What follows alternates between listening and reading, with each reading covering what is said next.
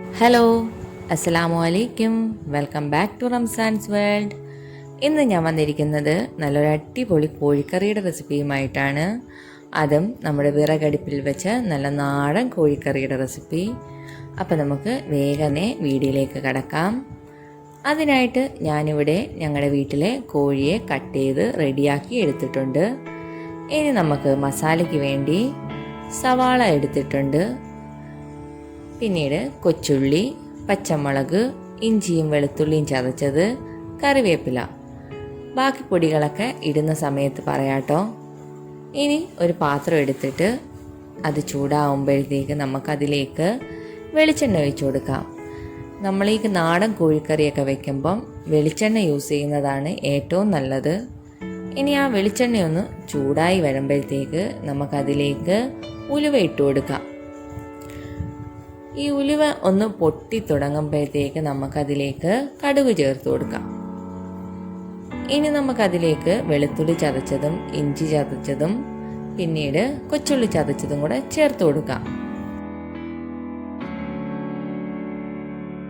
ഇനി നമുക്ക് ആ ഇഞ്ചിയുടെയും വെളുത്തുള്ളിയുടെയും ആ പച്ചക്കുത്ത് മാറുന്നത് വരെ ഒന്ന് നമുക്ക് ഇളക്കി കൊടുക്കാം. അതിനുശേഷം നമുക്കതിലേക്ക് സവാള ചേർത്ത് കൊടുക്കാം. അതിൻ്റെ കൂടെ തന്നെ പച്ചമുളകും കറിവേപ്പിലയും കൂടെ ചേർത്ത് നല്ലതുപോലെ ഒന്ന് ഇളക്കി കൊടുക്കാം.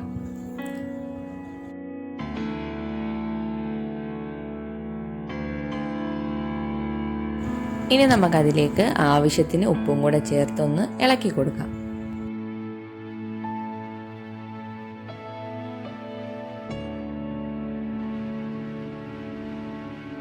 ഇനി നമുക്ക് അടച്ചു വെച്ചിട്ടൊന്ന് വഴറ്റിയെടുക്കാം. അപ്പോൾ ഇതാ ഉള്ളിയൊന്ന് വരന്ന് കിട്ടിയിട്ടുണ്ട്. ഇത്രയൊന്ന് വരന്ന് കിട്ടിയാൽ മതി നമുക്ക്. കാരണം നമ്മുടെ നാടൻ കോഴി ആയതുകൊണ്ട് നല്ല വേവുണ്ട്. അപ്പോൾ ഈ ചിക്കൻ വേവുന്നതനുസരിച്ച് ഈ ഉള്ളി നല്ലതുപോലെ വെന്തോളും. അപ്പോൾ നമുക്ക് ഇനി അതിലേക്ക് ചിക്കനും കൂടെ ചേർത്ത് കൊടുക്കാം.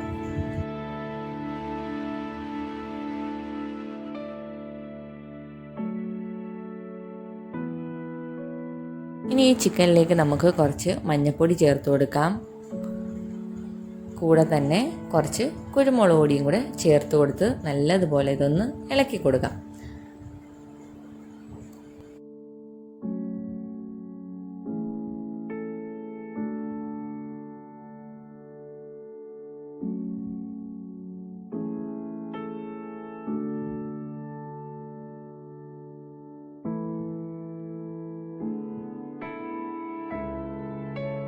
ഇനി ഇതിലേക്ക് ആവശ്യത്തിനുള്ള ഉപ്പും കൂടെ ചേർത്ത് കൊടുത്ത് ഇളക്കിയിട്ട് ഒരു 5 മിനിറ്റ് നമുക്കിത് അടച്ചു വെച്ചിട്ടൊന്ന് കുക്ക് ചെയ്യാം.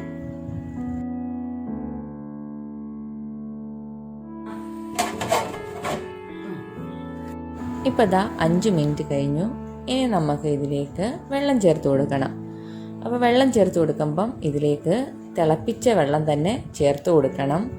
അപ്പം നമുക്കതിലേക്ക് ആവശ്യത്തിനുള്ള വെള്ളവും കൂടെ ചേർത്ത് കൊടുക്കാം.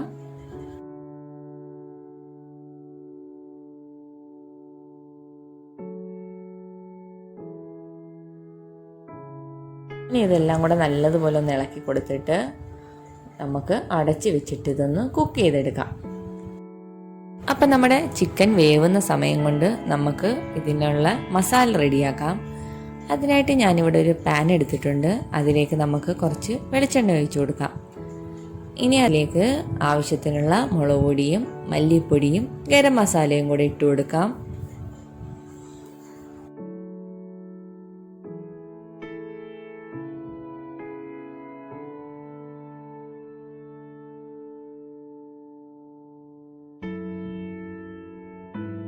ഇനി നമുക്കിതൊന്ന് ചെറുതായിട്ടൊന്ന് വറുത്തെടുക്കാം.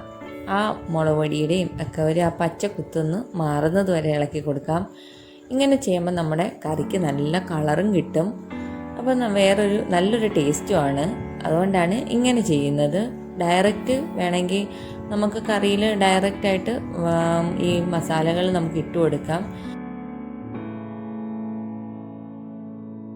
അപ്പോൾ ഇതാ നമ്മുടെ ചിക്കൻ ഒരു 1/4 വേവായിട്ടുണ്ട്. നമുക്കിനി ഇതിലേക്ക് നമ്മൾ വറുത്ത് വെച്ചിരിക്കുന്ന ഈ മസാല ചേർത്ത് കൊടുക്കാം.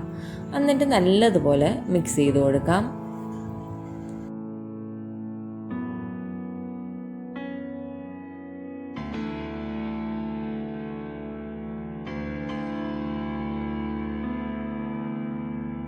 ഇനി നമുക്കിത് അടച്ചു വെച്ചിട്ട് കുക്ക് ചെയ്തെടുക്കാം.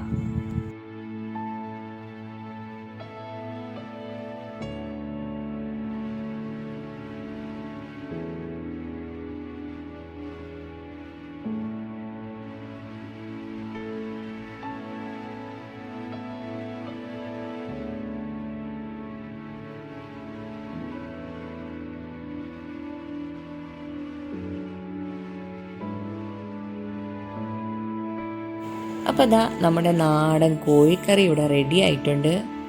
അപ്പം നല്ലൊരു മണമൊക്കെ വരുന്നുണ്ട്. അപ്പം നമ്മുടെ ഈ കോഴിക്കറിയുടെ റെസിപ്പി എല്ലാവർക്കും ഇഷ്ടമായെന്ന് വിശ്വസിക്കുന്നു. ഇഷ്ടമായെങ്കിൽ എല്ലാവരും ലൈക്കും ഷെയറും കമൻറ്റും ഒക്കെ ചെയ്യണം. സബ്സ്ക്രൈബ് ചെയ്യാത്ത ആരെങ്കിലും ഉണ്ടെങ്കിൽ സബ്സ്ക്രൈബും കൂടെ ചെയ്യണം. അപ്പോൾ ഇൻഷാ അല്ലാഹ് നമുക്ക് നല്ലൊരു വീഡിയോയുമായി വീണ്ടും കാണാം. അസ്സലാമു അലൈക്കും.